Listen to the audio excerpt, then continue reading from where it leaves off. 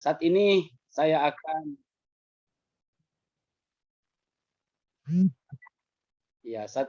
akan membawakan pelajarannya terdapat di Daniel pasal 11. Nah, ini artinya ini tidak membicarakan tentang perbedaan kalau di sini. Ini mengasah pikiran kita supaya mengetahui akan pekabaran ini yang mana waktunya sudah apa? Sudah singkat, waktunya sudah dekat. Iya. Karena kalau kita tidak menghayati firman, maka binasalah umatku, Tuhan bilang. Karena tidak berpengetahuan. Itu dia katakan di dalam Hosea 2 ya. Nah, ini tentunya ini harus kita apa? Hayati seperti yang dikatakan di dalam apa? Wahyu pasal 1 ayat 3. Kita harus berbahagia karena kita memiliki pekabaran ini dan bisa menghayati dan mempraktekannya. Baik, kita mulai. Kita ambil di dalam buku Dunia Kemarin, Hari Ini Esok, halaman 52. Saudara Pak Pahan bilang tadi di grup supaya saya PDF, tapi karena tidak sempat ya. Jadi saya belum PDF. Karena kita kan kita semua pasti mempunyai buku yang sama. Iya kan? Kita semua mempunyai buku yang sama. Jadi kita buka saja buku masing-masing, sama. Di dalam penjelasan di buku ini pasti sama. Baik, di dalam halaman 52, paragraf yang ketiga, dimulai Daniel pasal 11, di ringkasan. Apa yang dicatat di dalam Injil. Maka sekarang aku hendak menunjukkan kepadamu kebenaran bahwasanya akan bangkit berdiri lagi 3 orang raja di Persia. Maka raja yang keempat itu akan jauh lebih kaya daripada sekaliannya. Maka oleh kekuatannya melalui kekayaannya itu ia akan menggerakkan sekaliannya untuk melawan kerajaan Greka. Maka akan bangkit seorang raja yang kuat perkasa yang akan memerintah dengan kerajaan yang besar dan berbuat sekehendak hatinya. Maka apabila ia bangkit kelak, maka kerajaannya itu akan pecah dan akan terbagi arah ke 4 mata angin di langit. Tetapi bukan kepada keturunannya ataupun sesuai dengan kerajaannya yang diperintahkannya.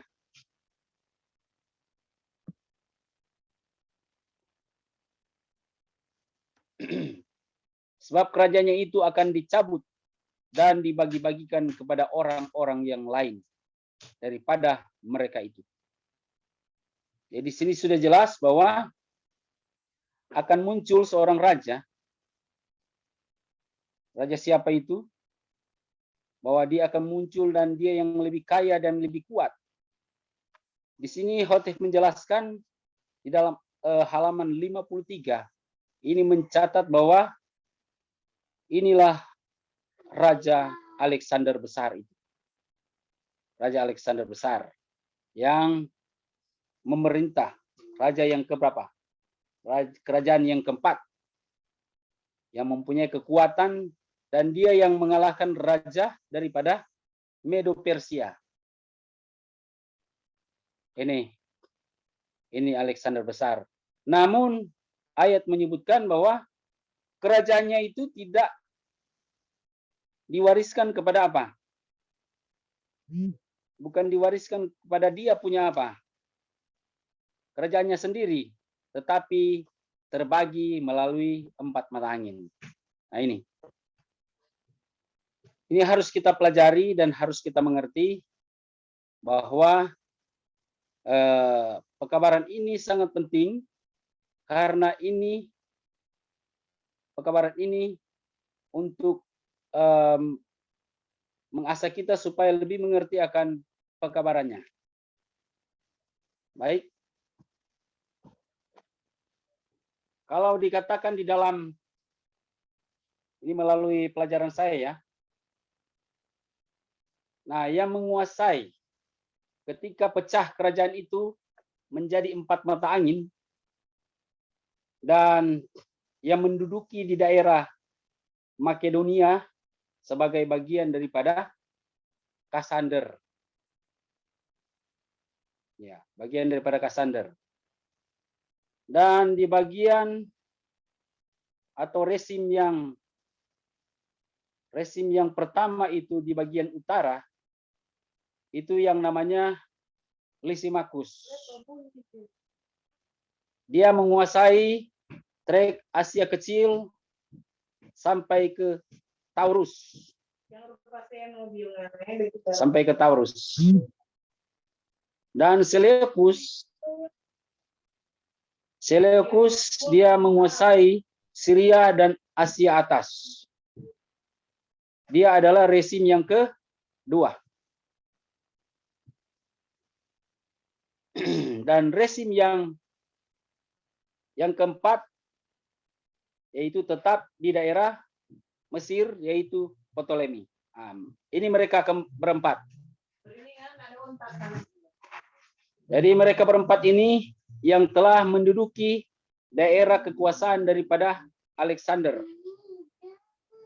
Kenapa? Karena dalam sejarah dia meninggal tidak mempunyai keturunan.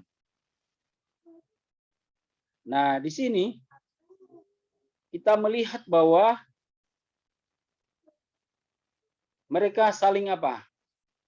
Mereka ingin supaya mereka memiliki kekuasaan yang lebih besar sehingga mereka melakukan peperangan. Peperangan pertama antara Kassander dengan Lysimachus pada tahun 281 sebelum Tarik Masehi, maka dimenangkan oleh Lysimachus. Akhirnya apa? Dia sudah memiliki separuh daripada kekuasaan Alexander Besar. Ini Lysimachus. Nah, oleh karena kejayaan dia, karena masih ada pun juga yang apa? Yang menguasai di daerah lain, sehingga mereka apa? Saling berebutan. Di sini kita lihat bahwa dalam pelajaran kalau kita pelajari, maka terjadi lagi peperangan. Tapi kita ingat dulu ya, kalau tahun yang sebelum Masehi itu apa namanya? Anno Domini dan apa itu dia kan dihitung dari tahun 1 dimulai dari Yesus ya. Ya, before Christ dan Anno Domini. Jadi dia bukan dari angka 1, tapi dia dari banyak. Kita kan sudah tahu bahwa di dalam nubuatan seperti yang dicatat dalam nubuatan bahwa dimulai dari kerajaan Babel itu dimulai dari tahun 2400. Nah, setelah kemari-kemari bahwa dia mulai mengecil. Nah, di sini seperti itu juga ini dia. Jadi tahun yang lebih angkanya lebih tinggi itu di tahun Lysimachus mengalahkan Kassander. Tahun 281 sebelum Tarik Masehi. Nah, setelah Seleucus mengalahkan Lysimachus, Seleucus mengalahkan Lysimachus di tahun 279 sebelum Tarik Masehi, maka dia menempati resim yang kedua di utara. Ini Seleucus. Nah, Seleucus ini berarti sudah apa? Memiliki 3/4 ya daripada kekuasaan daripada Alexander Besar. Ini. Nah, oleh karena dia sudah menjadi kekuasaan yang besar, ini sejarah ya. Maka dia ingin supaya memiliki kekuasaan yang sepenuhnya. Yang ingin mengalahkan siapa? Ptolemy. Jadi dia ingin mengalahkan Ptolemy sehingga dia menyusun kekuatan.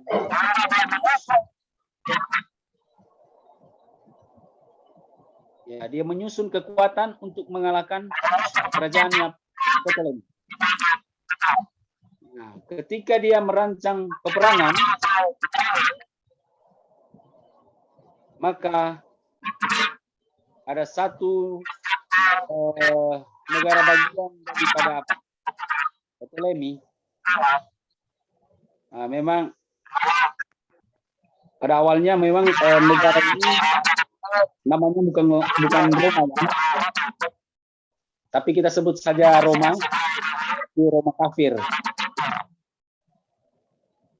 Nah, begitu Seleucus ingin menghantam Ptolemy, karena Ptolemy yang menduduki raja daripada selatan, sedangkan Seleucus ini sudah menguasai sepertiga kekuasaan daripada Alexander, dan dia adalah rezim yang kedua di utara. Nah, pada waktu dia mau ingin serang, maka Roma duluan pergi menyerang dia. Akhirnya Roma menjadi rezim yang ketiga di utara di pada tahun 63. Dia mengalahkan Raja Seleucus atau salah satu jenderal. Nah, akhirnya apa? Dia sudah memiliki kekuasaan yang sama dengan Alexander Besar. Kekuasaan daripada Alexander Besar ini sudah dikuasai oleh Roma kafir. Karena sebelum tahun Masehi, sebelum Tarikh Masehi ya, tahun 63. Baiklah, kita akan membacakan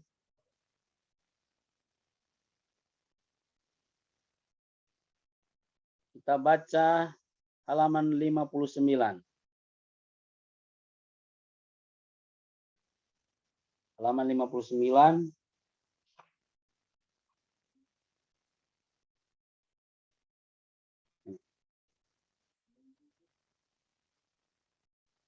Malaikat itu menjelaskan secara tegas bahwa raja-raja yang akan memerintah Palestina berikut dengan Mesir akan kelak sebagai berikut. Pertama, raja dari selatan, Ptolemy. Kedua, raja dari utara, Romawi kafir. Ketiga, raja dari selatan, Turki. Dan keempat, raja dari utara, Inggris. Di sini, di dalam lembaran-lembaran berikut ini akan terdapat perincian-perincian nubuatan yang berikut berkaitan dengan sejarah. Jadi di sini berkaitan dengan sejarah. Nah, kita baca juga halaman yang sama, paragraf yang kedua. Di bawah terang dari fakta-fakta mendasar yang terdahulu di atas, kita sekarang harus mampu menilai dengan benar gulungan suratan yang sedang terbuka, dan supaya membandingkan dengan bijaksana lembaran halaman nubuatan yang dengan lembaran halaman sejarah, sementara kita berjalan lalu dari zaman rezim yang pertama di utara yang dikuasai Lysimachus, terus melewati zaman rezim yang kedua di utara yang dikuasai Seleucus, yang menang itu, yang telah mengalahkan dinasti Lysimachus, dan terus mencapai pada zaman rezim yang ketiga di utara yang dikuasai Romawi, yaitu penguasa yang menundukkan kerajaan Seleucus. Jadi apa yang saya sudah katakan tadi, bahwa benar kan, bahwa memang Roma yang menundukkan kerajaan Seleucus, rezim yang kedua di utara, sehingga Roma menjadi rezim yang ketiga di utara. Nah, di sini kita lihat bahwa memang ini adalah sejarah, tapi ini akan membawa kita untuk menghadapi hal yang sama nanti. Ini. Nah, kita baca dulu halaman 59, paragraf yang keempat.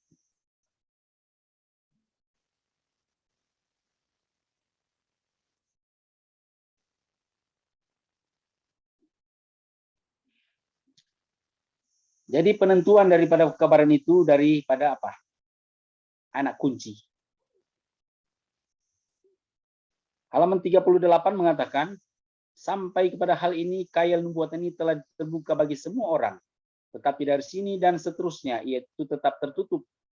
Walaupun banyak orang telah mencoba untuk membukanya, untuk membuka sebuah pintu yang terkunci tanpa sesuatu anak kunci, tentunya adalah dengan cara memecahkan pintu itu. Tetapi karena tidak terpecahkan, maka pintu nubuatan yang terkunci itu tidak mungkin dapat dibuka tanpa anak kunci. Cara yang pasti dan sederhana supaya jangan melupakan identitas daripada kedua raja ini. Jadi kita tidak boleh melupakan identitas daripada kedua raja ini. Ialah membiarkan pena nubuatan menelusuri pada pena sejarah pemerintahan raja-raja yang berturut-turut berkuasa atas Mesir dan Palestina.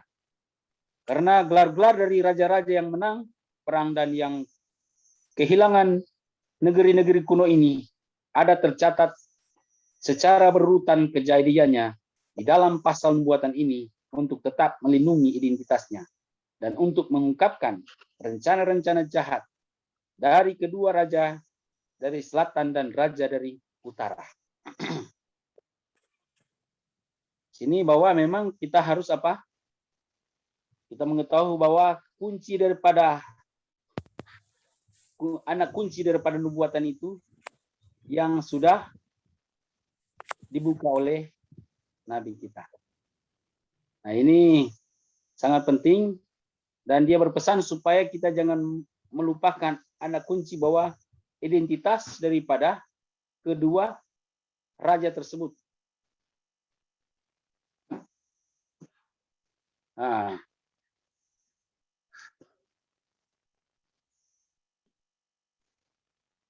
di sini kita membaca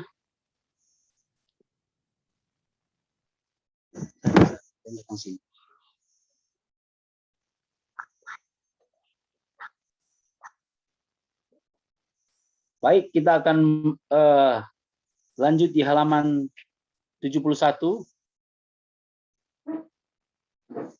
Halaman 71.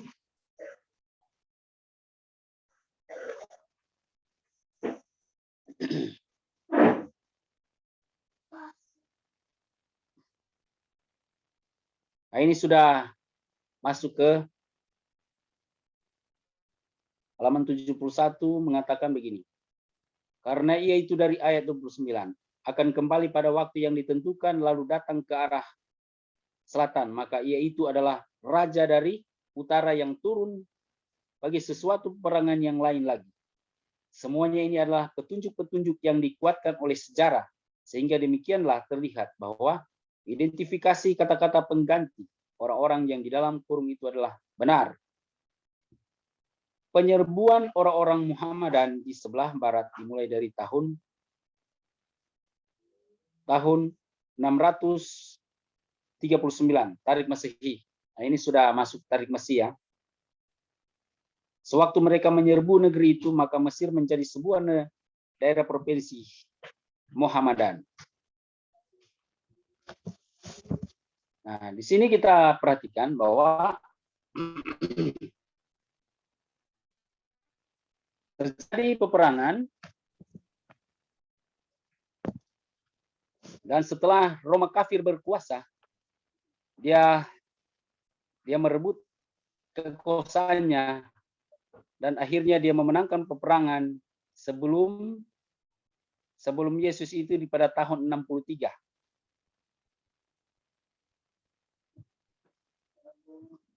pada tahun 63. Dan setelah itu sejarah mencatat bahwa di tahun 633 terjadi peperangan terus lagi. Sehingga Roma kafir sudah menjadi Roma Kristen, dan pada akhirnya mereka berhadapan dengan Muhammadan atau Turki. Pada tahun 633 dimulai sampai dengan tahun 814. Namun peperangan itu nanti berakhir pada tahun 1814. 1814 baru Turki mengalahkan Roma Kristen. Nah, setelah itu sejarah mencatat atau Hotef mencatat bahwa Inggris juga, atau namanya negara bagian daripada Inggris, Britania Raya, pada tahun 1883 mereka dapat merebut wilayah.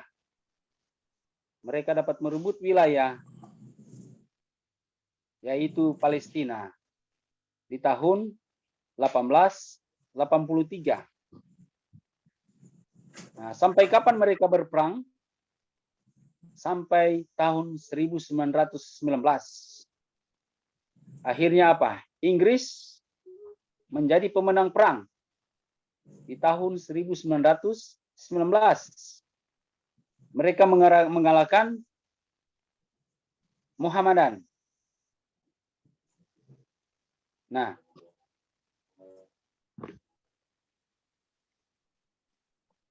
sampai di sini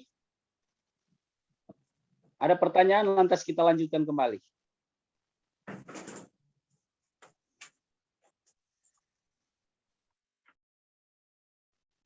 Ada pertanyaan?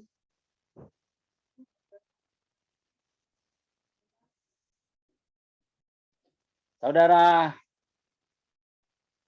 Pak Pahan atau Saudara Jones, ada pertanyaan? Dipersilakan. Nanti kita lanjut lagi. Masih banyak ini.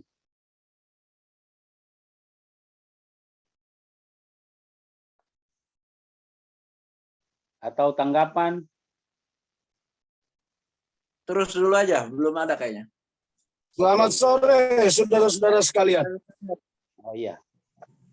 Selamat sore, saudara-saudara Ferry, Selamat sore. Brother Jones, Brother Pak Pahan, dan Sister dan saudara Sagala dari Medan. Apa kabar? Selamat sahabat, saudara-saudaraku.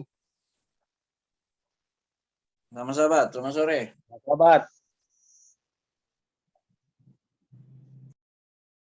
Saudara Sagala, apa kabar? Masih on ini atau bagaimana? Saudara Arnold?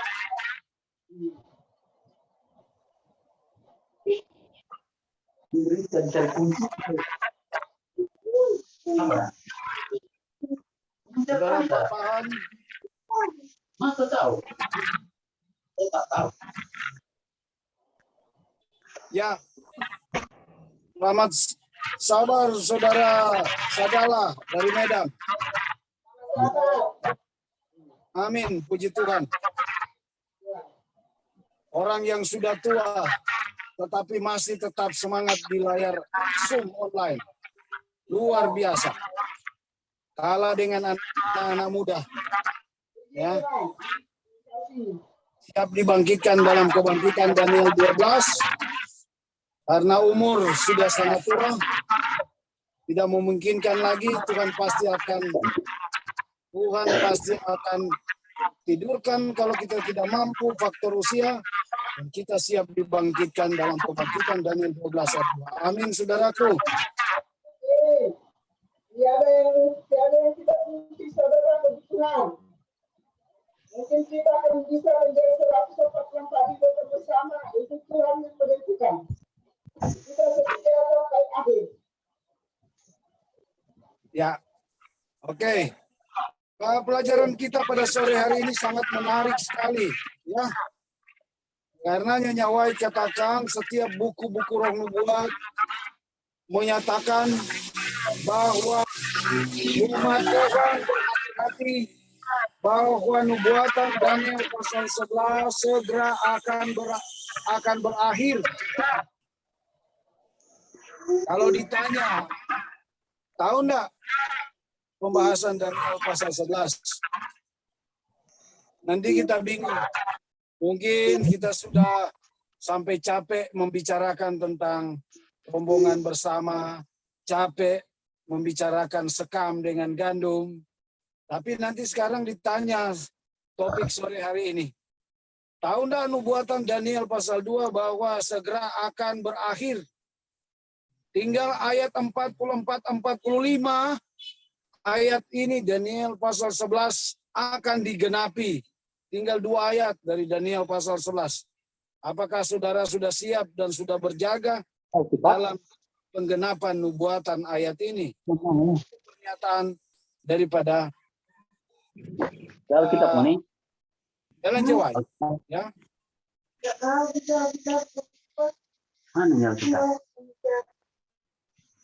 Baik. Pertanyaan pembawa maka saudara Brother Ferry Memangkai sebagai pembawa acara dan pembawa seminar sore hari ini. Tadi sudah disampaikan bahwa dari Ptolemy, Alexander, Seleucus, Lysimachus, perpindahan Raja Utara dan Raja Selatan itu cukup jelas.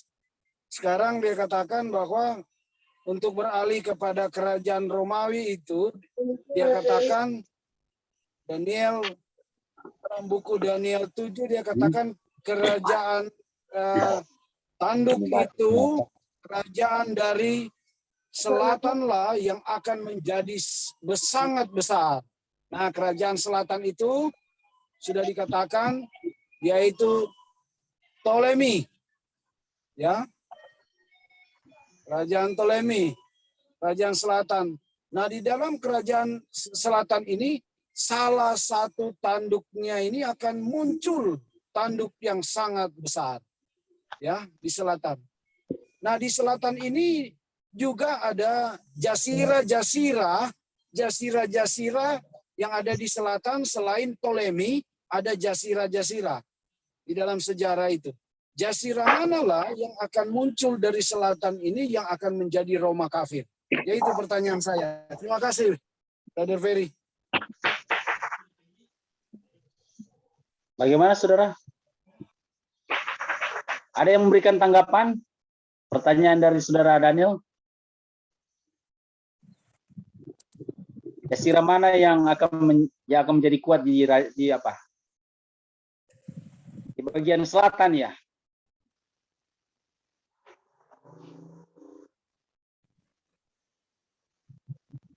Ada tanggapan dari lain? Saudara Jones tentang pertanyaan saudara Daniel?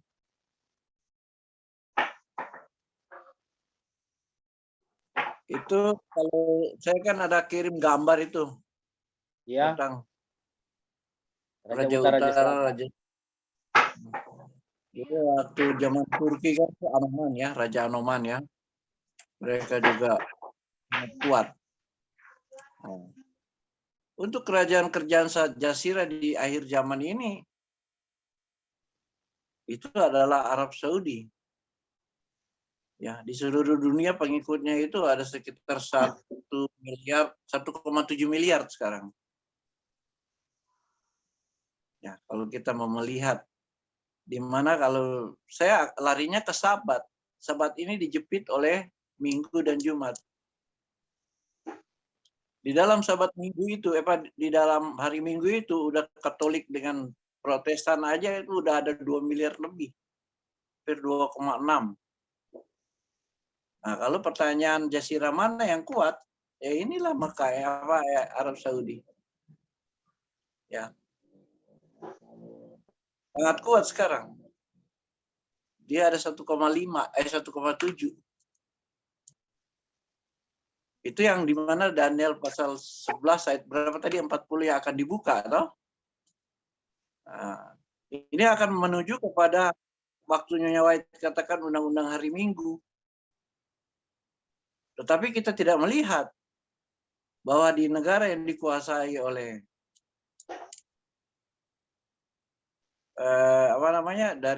dari Muslim besar juga. Ya, cuman ini karena kita terbatas, kita tidak boleh membahas lebih dalam lagi karena kita direkamkan ke YouTube ini. Jadi kita berbicara sejarah yang sudah terjadi dan akan terjadi. Terima kasih. Silakan lanjut. Baik, Brother Leno, maksud saya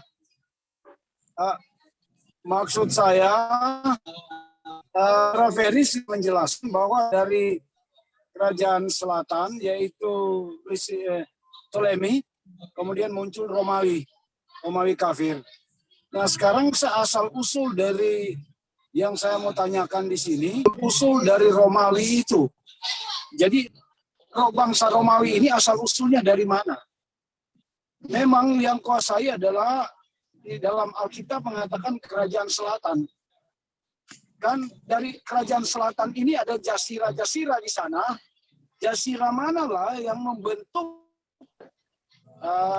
sehingga terjadilah ada kerajaan Roma kafir yang ada berkuasa menjadi rezim raja dari utara. Tapi dia berasal dari selatan.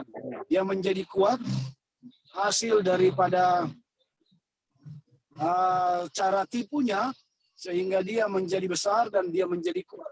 Asal usul Romawi ini, karena ini sangat penting yang Hotep bahas, karena di dalam gereja MHK putus di situ mereka punya nubuatan, mereka tidak ada lagi nubuatan selanjutnya. Dalam Daniel pasal 11 sampai kepada dia akan mundur ke kubu pertahanan di antara dua buah laut. Nah, sekarang saya mau tekankan di sini, apakah orang Davidian tahu enggak asal usul Romawi itu, termasuk pembawa makalah ini? Kalau seandainya Anda tidak tahu bahwa di dalam Ptolemy ini ada jasira, ada 4 jasira, jasira mana ini salah satunya dari jasira itu munculnya Romawi ini sangat penting karena ini pembahasan yang sangat luar biasa. Terima kasih. Ya, oke. Kemungkinan yang ditanya oleh Saudara Daniel ini berbicara tentang sejarah. Sejarah yang sudah dicatat, namun gagal dicatat oleh penulis-penulis. Seperti itu ya. Karena yang saya tahu kalau di dalam pelajaran, di dalam sejarah, di buku yang dicatat di buku sejarah sekolah, memang Roma ini namanya memang bukan Roma. Kalau tidak salah namanya Penina. Ya, asal usulnya memang dari apa? Memang ada 4 nama kalau tidak salah. Ada Penina dan ada sekitar 4 nama di situ. Nah, di situ memang asal usul daripada Roma ini, Roma kafir, memang dia bangkit dari nama yang satu itu, bukan dari langsung Roma. Nanti ketika dia sudah berkuasa, setelah menang dia perang, baru dia rubah menjadi Roma. Namun dia tetap keluar dari mana? Keluar dari Ptolemy. Jadi Roma ini dia keluar dari Ptolemy, raja daripada daerah selatan atau yang menguasai Mesir dan Palestina. Nah, ini. Jadi mungkin seperti itu, mungkin Saudara Daniel punya pertanyaan? Atau seperti apa Saudara Daniel? Ya. Jadi tadi kita sudah bahas tentang jenderal, ada 4 jenderal ini, saudara Dimun. Ini saya Oke. sudah lihat ini. Iya. Tadi kita Oke. sudah bahas keempat jenderal itu. Dan ini memang pernah saya belajar sama saudara Dimun waktu di Jakarta. Ya. Ya, dan untuk pertanyaan daripada saudara Daniel ini, dia keluar dari mana ini Roma? Asal dari negara mana? Asal dari mana?